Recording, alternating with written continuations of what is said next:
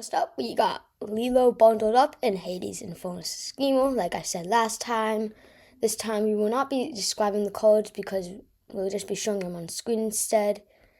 Because I don't know why, but it's like you should all kind of know what they do. Yep. But, looking at Lilo, it's a 2-drop uninkable. We've got 2 questers. So it gets out a lot quicker than Hades. But you know what? Head to head, Hades with its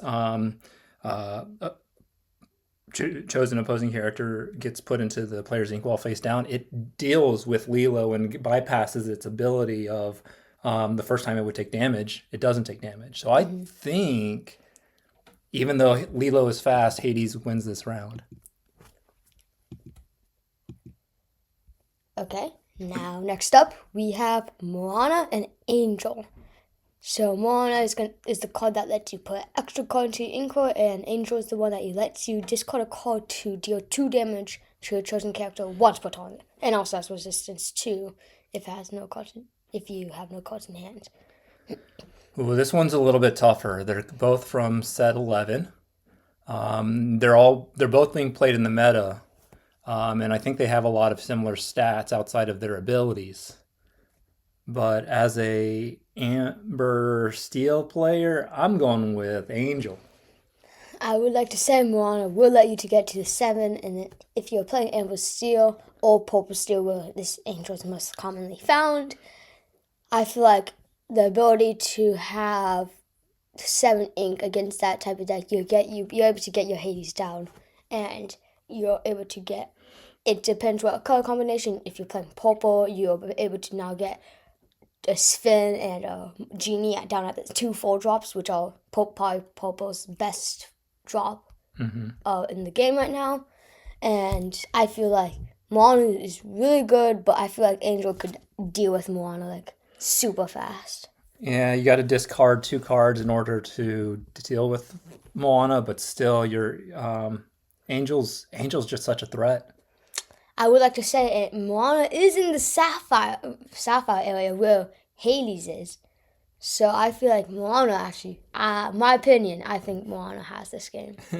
Oh, I think so too overall because I've seen Angel play, and sometimes she's not going to quest for you because you're going to keep her readied so that you can use the ability. But sometimes you just don't have the opportunity. So I'll go with Moana. Yeah. I feel like Moana is just more consistent. Okay, so next up we have Grandmother Willow and Cinderella. Okay, Grandmother Willow is the 2-drop that lets you play 1 less for the next card you play, so it can go 2-drop, 1-drop, 1-drop, and then most people would go 1-drop to Grandmother Willow, 1-drop, next turn, plays Tramp, so then they can fight under the sea. And then Cinderella lets you put an additional card into your inkwell, and then if you do that at the end of your turn, you may draw a card. So I feel like Cinderella is the better ramp, but Grandmother Willow is the earlier ramp. Yeah, I have a hard time putting yet another Sapphire card through to the next round. We've put 2 so far. Grandmother Willow has just made that dog's deck even better. Grandmother Willow by herself allows you to pay 1 less. We already have our ramp, and actually. Looking back, this was a tough matchup for Cinderella. I like Grandmother Willow. Yeah, me too. I'll go with Grandmother Willow.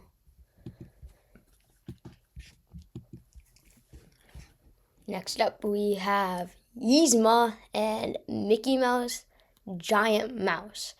Mickey Mouse was that one underdog we let slide for Hades because we don't care if you draw cards. And this is a similar thing, I would like to say. Yzma is the one that, if you have no cards in hand, you may exalt her to let you draw up to... Okay, I read that wrong.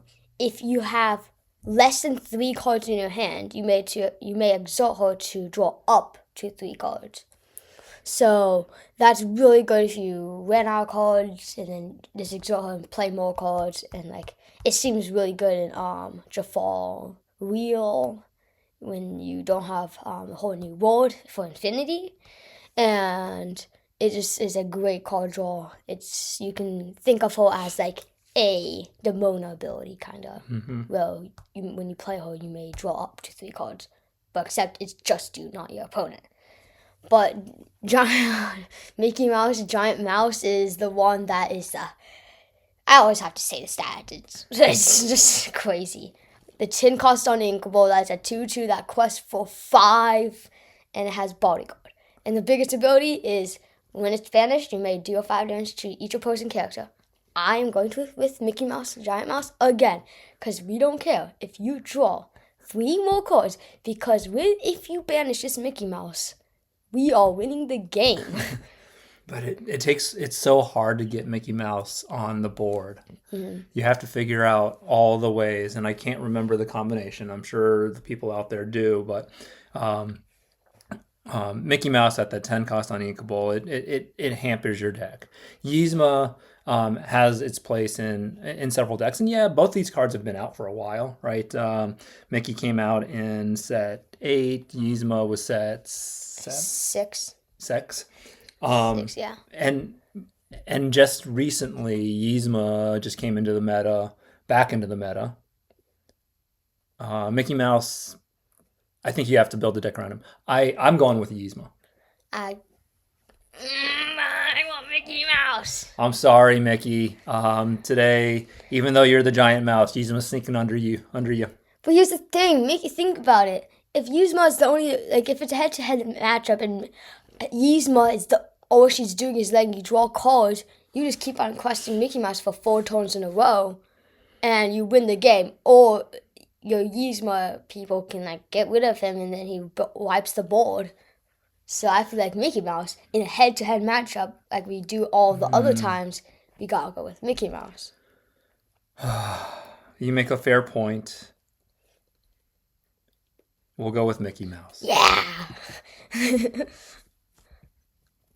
Okay. Okay. Next up, we have Doc and Vincenzo Santorini. Was that close? It was pretty darn close. Vincenzo Santorini. Okay, so Doc is the one that lets you discard your entire hand to draw 2 cards, and the other guy's the one that lets you deal 3 damage to a chosen character. The biggest thing is that Doc is a 1/3, and the Vinzino, wait, whatever, is deals 3 damage. So it has enough damage against Doc, and it has the 2/8 stat line to be able to get rid of probably whatever a Doc deck would be playing. Yeah. Doc, though, gives you options out. Yeah, again, if you're looking just at pure stat lines, but Doc gives you out, right? You're drawing 2 extra cards, or up to the possibility of 2 cards. You're usually playing Doc on as your last card, so you're not discarding anything. But you're right. Santorini allows you to deal with Doc on the board, but no extra additional effects. Mm-hmm. I don't know.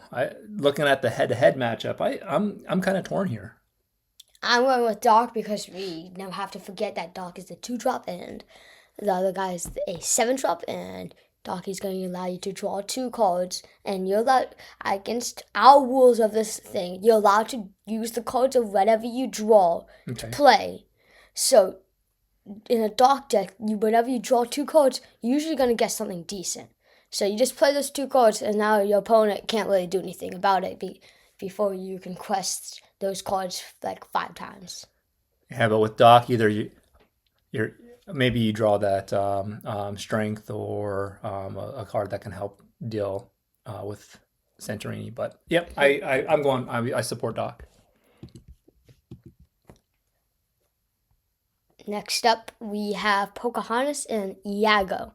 Pocahontas is the one that says if you shift her, you may all of your characters and your opponent's characters cannot challenge until the start of your next turn. And she also quests for 2. This is going to be really good against this other card, which is Yago. Yago is the big board that is the 4/6 that will basically get rid of almost anything. But the big thing is that even if you can't even shift Pocahontas, she will be able to survive the board. Mm-hmm. So in this case, we would have a stalemate because Yago quests once, your opponent inks in play, so you quest twice another time, so it's 3, 2, 3, 2. Now your opponent quests. So then it will be 4-3. So Pocahontas actually wins this matchup. Yep, and the fact that Pocahontas is safe from Yago when you shift her, and Yago has vanish, right? Mm-hmm. So you can easily get rid of Yago and deal with him in another way. And yes, we're going head to head, but Pocahontas overall 3/6 stat line survives Yago from any hits. It's a 5-drop versus a 4-drop Yago. Mm-hmm. Both inkable. But Pocahontas wins because of the 2-quester and her ability. Yep. To be honest, I feel like we shouldn't have had Pocahontas win this last one because of Calhoun. If he did not allow any other cards, she won't be able to shift. But still, Calhoun can't survive against Pocahontas. Sometimes you got upsets. Okay, next we have Mufasa, the big guy, and Lady Decisive Dog.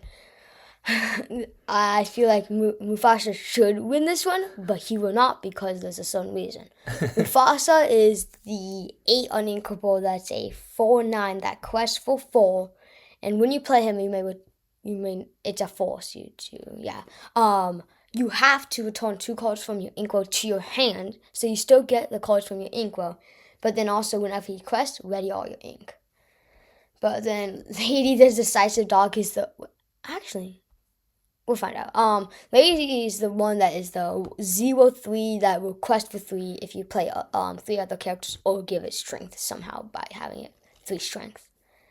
So I feel like Lady would beat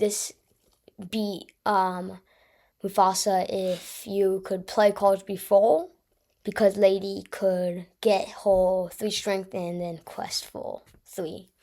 But since she can only quest for 1, I feel like Mufasa's not going to be able to do...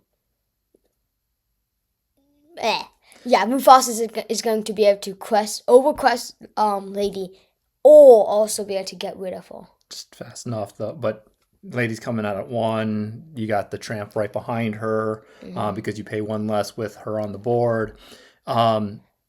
This is a cat versus dog matchup. And maybe we got some listeners out there that are either, cheering for the cats, cheering for Mufasa, cheering for Lady and the dogs. I think Lady just meshes well early game, and there's just so many lines to get her questing really quickly. So I'm going to go with Lady. I gotta go with Mufasa because you forgot about it's a 1v1 matchup again. Yep, but Lady is coming out at 1. Mufasa's coming out on turn 8. So you would be questing up to 8 when your opponent plays Mufasa, right?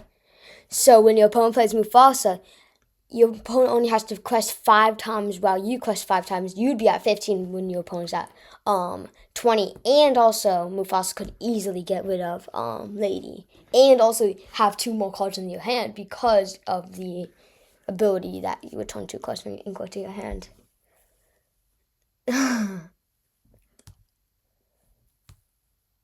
So I feel like in our rules that we said, no extra cards unless if you draw them. We might change that because of these types of matches we're seeing, but for right now, that's our rule. You know what? I'm going to add my own rule here and say that I'm still a Lady fan as far as the mechanisms, but because Mufasa has the enchanted version... Lady actually has an enchanted version of herself, too. Okay, that's not... I thought that was the then I'm still then I'm still lady. I'm not sure. Say,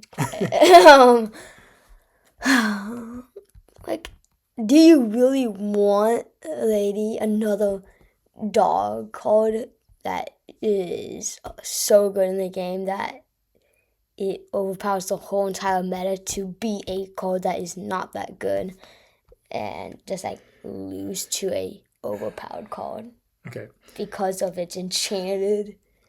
All right. I'm looking for ways to figure out how to compromise here, and because Mufasa is a single color, whereas Lady is a dual color, I will go with Mufasa.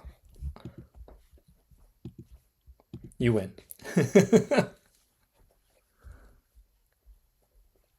Here we have is Lilo, Escape Artist versus Tramp Street Small Dog. Okay, Lilo is the zombie you claim to be.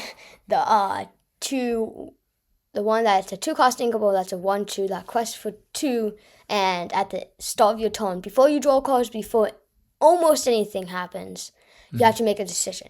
You may pay 2 ink to play her from your discard, exalt it, or you just cancel it and play as if it was a normal game. But Tramp is the dog that needs to be banned, and he's the 2/6, the 7-cost inkable. It feels like he's a 6-cost inkable. That quests for 2, and for each character you have on play, you may pay 1 less to play him. And also, when you play him, for every card you have in play, you may draw a card and then choose and discard a card. Yeah, Tramp may be 7 cost, but are you ever paying 7 to play Tramp? Not really. Unless if you're like playing against Sapphire, where it gives you a bunch of ink and then like wipes your board. Fair. But with the with the the color combination here, I look at this, and Lilo, though I want her to come back because I'm a big zombie fan, and make it to the next round. Tramp has so many ways through his ability and obviously his own willpower to take care of Lilo. And even though she's coming back every single time, Tramp's just going to bring his friends around and constantly just take care of Lilo. Yeah. And also, you can draw cards and then discard your own Lilo. Fair. Because even though you can have other cards with you, you're claiming that you can play as many cards, but you never have them in the effect. So we gotta go with Tramp. For our next match, we have Clarabelle and Dumbo. This is actually a funny and cool matchup. So Dumbo is going to be that 3/3 that quests for 1, but the bigger thing is that he does the Dumbo things. I think it's like 7th wonder of the world. No, ninth wonder of the world. You may pay 1 ink to exalt him and draw a card and gain a lore. And also, there's another ability, I don't know the name of it, but it does the same thing, but only to evasive. So basically, choose an evasive character to pay 1 ink to exalt them and draw a card. The wording is, your other characters with evasive gain exalt 1 to pay 1, draw a card to gain a lore. So it's giving your other evasive characters that ability. Yeah, it's hard to remember what those type of abilities are. And then we got Clarabelle, which is going to be that 7-drop inkable that will quest for 2. That's the 5/6 that have shift 5. So you have to shift to 5, and most of the time it's found in Sapphire, which it makes sense because it's a 7-drop or shift 5. And it says, at the end of your turn, you may draw up to the amount of cards your opponent has in their hand. So I would like to say that if Clarabelle's in the Sapphire and green thing that she usually is, even though your Dumbo is going to be able to exert itself, draw a card, play it. Maybe it's not evasive. Exert itself to draw a card. It's evasive, and it's going to start building up because it's in this 1v1. But right when you play Clarabelle, you would be able to draw to that many cards, sing Mean, Malicious, and Scary, play the Prince Philip, and wipe the board because you draw those cards with that card's wording. So I think Clarabelle wins this matchup. I'll bring you back. Clarabelle is not malicious, mean, and scary, right? We're looking at head to head. But I remember, you can draw. You play the cards that you draw. Mm-hmm. But Dumbo also draws you cards and allows other cards around him to draw cards. So the ability to eventually take care of Clarabelle through the cards that you draw is equally as likely to happen as Clarabelle is to take care of Dumbo. What tips me on this is the fact that Dumbo is evasive, so Clarabelle cannot crash into Dumbo in any type of challenge. Under the Sea, there is your opponent. The main cards, evasive cards, your opponent is playing to be able to use Dumbo's ability is Elsa, Iago, Sven sometimes, the Rush card, and Genie. Genie and Elsa and Sven are all two cards characters that have 2 strength or less. Iago dies from an action, so simple. And Dumbo just needs 1 less strength to be able to under sea. And these decks you sometimes have cards to lower the strength. So I feel like Clarabelle has the matchup. Or if you can also get the more complicated-ish one where you can completely wipe the board with Mean, Malicious, and Scary and Prince Philip. I feel like Prince Philip carries Clarabelle even though it's a 1v1 matchup. Technically. All right.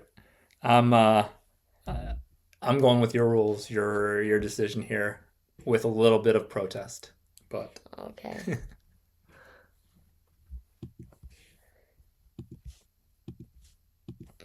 Okay. Next up, we have Alomin's Family versus Spooky Sight. So 2 actions going up against each other. But which one is the better action? Alomin's Family is the one that you may remove damage from a chosen character to draw that many cards, so Rapunzel Jr. But a 3-cost inkable action. Spooky Sight is a 6-cost uninkable action that puts all characters that cost 3 or less under your opponent's ink. No, in your opponent's ink, well, not under the deck. That'd be really good. But Alomin's Family, I feel like that wins it because it's card draw. Yes, your opponent gets Spooky Sight to wipe, I guess, a couple of your cards. But I feel like Alomin's Family, card draw, is better than board wipe. Yeah. I look at this and I'm thinking the card art. I'd say both the art on both the cards are fantastic. I love Spooky Sights with Mickey, Donald, and Goofy kind of like shivering in the background. I love Stitch and Lilo sitting there reading a book and the cute little ice ducks hopping around. As far as the card ability goes, Ohana helps your hand, helps you. Spooky Sights, you're potentially giving your opponent a little bit of ramp, right? Yes. So there's some situations where Spooky Sights does actually could help your opponent more than it really helps you, Ohana. Yeah, and also I would like to add Spooky Sight is good for yourself because I was actually once able to do Spooky Sight to ink my own Tipo into my inkwell to bring me to 7 ink, and then I could storm next turn to get rid of everything they play after. So that's what you sometimes play if your opponent doesn't think about that. But Alomin's Family's got to win this one because you don't have that combo because we are not allowed to play any other cards other than the 2 cards given. Unless you draw cards. But we have Madamim and Demona next up. Next Next up. Wait, I don't know. Madam is the underrated elephant. That's a full cost inkable. That is the 3/7 that got overshadowed by the cat. So it says, when you play this character, banish her or return one of your characters to your hand. So return Demona to your hand. Mm-hmm. And then the more important thing, other than that, is at the start of your turn, you may move to up to 2 damage from this character to another opposing character, and she's the 3/7. Um, I would like to say that that's really good, except if you're going against a 5/6 that quest for 2. That's a 6/12 that is inkable. And she will let you draw up to 3 cards. And then Demona now. Yeah, when you play this character, exalt all opposing characters and draw up to 3 cards. And if you have 3 or more cards in your hand, this character can't ready. Your opponent also gets to draw those 3 cards. I would like to say, if we're playing the rules that you're not allowed to play any other card before with the without I don't know. I'm tired. you can't basically play Madman because you would just banish her. So until your opponent plays Demona, you only get to draw 2 cards. Your opponent gets to draw 3 cards, and then play whatever else they have in their hand. And while you just get a Madman after you play something to after you return that card, so you just get a Madman against a Demona with 2 cards in hand, and your opponent has 3 cards in hand, and are about to play like 2 more cards because they're about to get to play a cat and a 4-drop. So, I feel like Demona easily wins this matchup. Yeah, I'm looking at Demona, and it's just her ability overall just brings card draw up. Yes, it may help your other opponent, but you're probably comboing into a lot of different options with Demona to take care of Madam Mim. Mm-hmm. So Demona wins this one. Next up, we have Pete and Lady Family Dog. Pete is the one that is the 5/5 that quests for 1, and you may put a card under it. It has boost 1, and whenever it quests, for every single card under it, you may look at that many cards and pick 1 to put into your hand. So basically, it's like it can be card draw, it can be develop your brain, it can be visions, it could be basically anything you want as long as it survives. Mm-hmm. And then we have Lady Family Dog, which is the 2/2 that quests for 2, and you may place a 2-drop that costs 2 or less there for free. So basically, it's going to be able to let you play more cards faster. Mm-hmm. But my question is, do we allow her ability? It doesn't claim she draws that card, but it is part of her ability. So do we allow that? It's like the same thing as Pete, because we're putting a card. I feel like we allow that lady to be able to play that 2-drop. Yeah, since their abilities are somewhat dependent on other cards, I think we evaluate it head to head in that manner, right? Mm-hmm. Lady allows you to bring another card with her, but Pete just helps with card draw so much fast. Again, I'm also tired. Head to head, Pete 5 cost 5/5, Lady 2 cost or 3 cost 2/2, 2 quests for 2.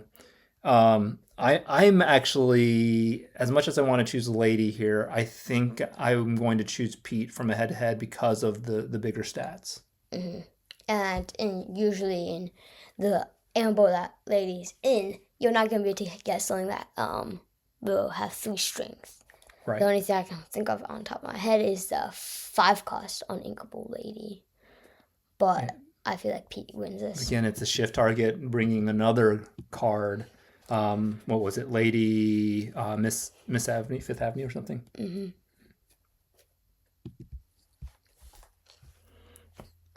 For this matchup, we have Nala and Stitch Carefree Cell Phone. I feel like Stitch wins this matchup immediately because even though you'll be able to get Nala the 0-2, that quest for 2, and she gets +1 lore if she has no damage, and also resistance 1. So she'll be a 2-cost uninkable 0-2, that quest for 3 that has resistance 1 when she has no damage. But she's only going to be able to quest for 18, which is not only, but when she quests for that 18th lore, Stitch is going to be able to take her out. Yeah.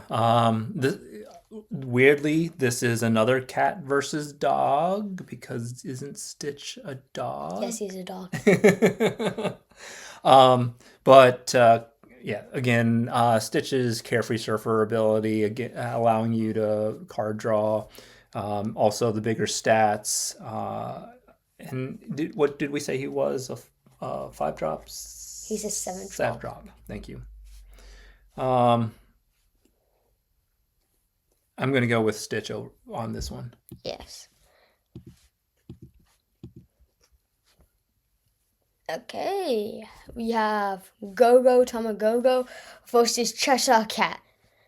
Okay, this is already seen who wins, but Go-Go is the 2-2 that quest for 1 that has evasive, and when you play her, you may pay 2 to gain lore equal to amount of damage on a chosen opposing character. It's not one of your own. Is it one of your own characters? I believe it's opposing character. Yeah, I'm pretty sure.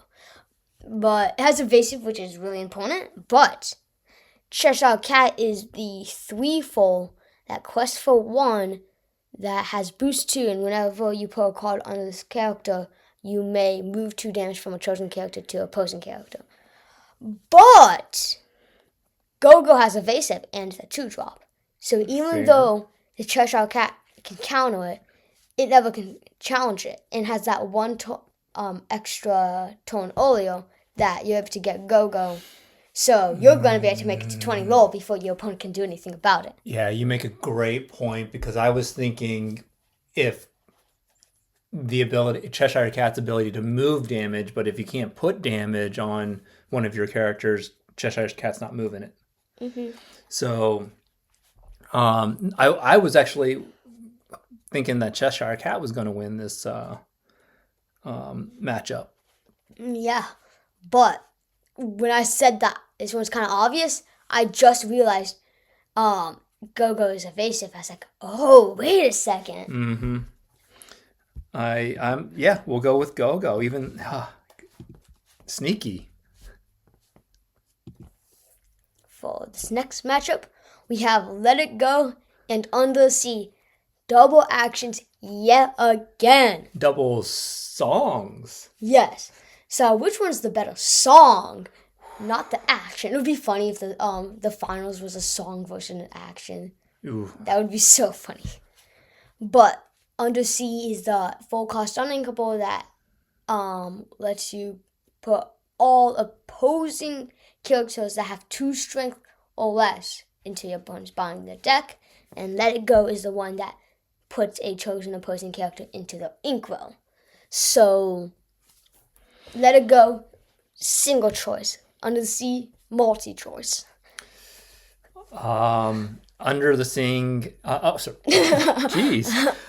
Under the Sea is a sing together, and it's relying on other cards. Yes, it costs significantly more, right? It's an 8-drop uninkable. But with that sing together, I think it can be played as quickly as Let It Go. Well, not as quickly. Let It Go is a 5. Let It Go can be played on turn 2. So, Turn 3, actually. Because Under the Sea can take care of more options on the board, I'm going with Under the Sea. Here's the thing. Let It Go's in Sapphire. In Sapphire, we don't have any cards that have 2 strength or less. Mm. The only things we have is Cindy and Tipo, but they already did the very annoying job. So I feel like Let It Go gotta win this one because it depends. Under the Sea is usually playing the Dogs deck or the Baja Blast deck. And if it's playing the Baja Blast deck, Sapphire is probably better because Let It Go is gonna be to choose the Clebo, choose the what's his name? Prince Philip. So I feel like Let It Go has a 50-50 to be able to hit something. Under the Sea has a 0% chance to hit anything. But the head to head, it's head to head, remember, not necessarily other cards are in their color or in the deck. Well, we allowed that for like half the other things, so I feel like if you had Let It Go and Under the Sea, Let It Go is more of a popular and more known song than Under the Sea. We couldn't get it out of our heads in what probably the early 2000s. I forget when the movie came out. So I Let It Go. or I will let go my. Stop you making that joke. I had to make a whole thing about is saying no. Stop saying that. Okay, for our last and final matchup, we have Genie and Headless Horseman. This is a sad matchup for Genie, but it will be fine. It's gonna be fine, Genie, okay? Genie is the 2 for that quest for 2, and when you play him, you may draw a card. He also has evasive, and he also costs 4 and is uninkable. And Headless Horseman is the card that takes against him. Mm-hmm. He is a card, Dex 1, just for Genie and also Elsa. But basically, it's saying which one's better, Storm or Diablo. Like, everybody's gonna go with Storm because it just deals 2 damage and lets you draw that card. But Diablo, I guess Diablo does get to draw that card. But anyways, Genie, you'd rather have Headless Horseman. Yeah. Right, head to head, Headless Horseman does everything it needs to do against Genie with the ability of 2 being able to banish a chosen character with 2 strength or less. Sorry, Genie. I would like to ask, since Genie gets to draw an extra card, let's say you have to have that card be a 4-drop. I feel like if you draw Iago or Iago's like the only thing. So Headless Horseman. Yeah, and then Headless Horseman also has the ability during your turn, whenever opposing character is banished, each of your characters gets +1. Yes, we're going head to head, but there's just the added benefit of that ability. Yes.